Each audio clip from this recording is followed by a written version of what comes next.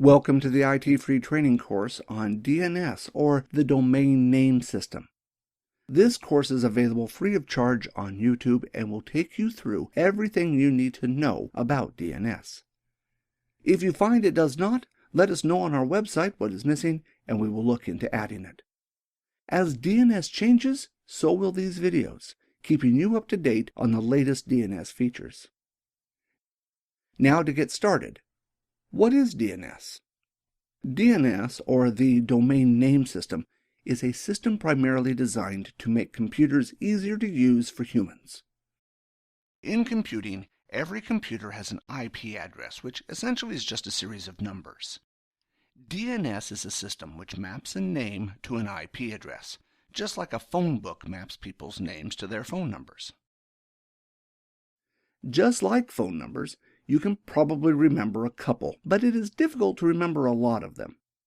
In comparison, a person's name is easier to remember than their phone number. Just like phone numbers, computer names are generally easier to remember than IP addresses. Before DNS was developed, a file was created called the hosts file. This file was stored on the local computer and is still present in modern operating systems. The hosts file, as shown, allows you to map an IP address to a more human-friendly name.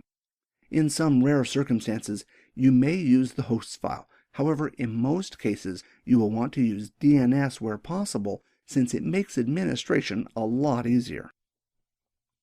Before DNS, the hosts file had to be copied between computers when changes were made.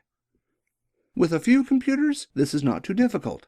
But when the internet started to expand and more computers were added, this became harder and harder. Hosts files also became larger and larger, and thus there were more changes, making it hard to ensure clients always had the most up-to-date copy of the hosts file. DNS was developed back in 1983. DNS is a hierarchy-based distributed database that allows computers to find computers and services on the internet. It is considered hierarchy rather than flat because you have multiple computers with the same name.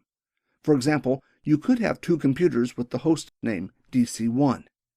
DNS knows they are different hosts because the full name, otherwise known as the fully qualified domain name, is different. In this case, one is for itfreetraining.com and the other is for highcosttraining.com. Older systems like NetBIOS would only allow one computer on the network with the same host name. With DNS, as long as the fully qualified domain name is different, you can have as many host names as you want with the same host name. In order to have a centralized, controlled, but distributed namespace, the DNS namespace is broken up and put into different servers all over the world. If you consider it like a piece of pie, you can see that different servers hold different parts of the namespace. In a later video, I will look closer at how the namespace works, but you can see here that there are servers that hold only part of the namespace, like COM. For individual namespaces, there are servers that hold this namespace. For example, there is a DNS server that holds the Microsoft or IT Free Training part of the namespace. Dividing the namespace up like this allows central control, but at the same time allows individual administrators to make their own changes as required. This has been a short introduction to DNS. In the upcoming videos, I will look at all the different aspects of DNS. If we don't cover the DNS topic that you are interested in, please feel free to go to the web page and let us know.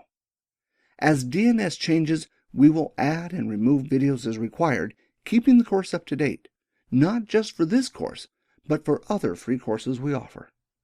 Thanks for watching, and I hope to see you in the next video.